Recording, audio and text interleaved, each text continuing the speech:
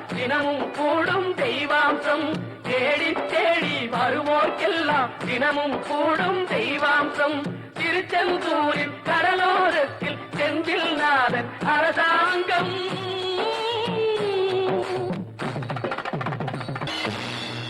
அசுரரை வென்ற இடம் அது தேவரை காத்த இடம் ஆவணி மாசையிலும் வரும் ஐப்பசி திங்களிலும் அன்பர் திருநாள் காணும் இடம் அன்பர் திருநாள் காணும் இடம் அசுரரை வென்ற இடம் அது தேவரை காத்த இடம் ஆவணி மாசையிலும் வரும் ஐப்பசி திங்கள்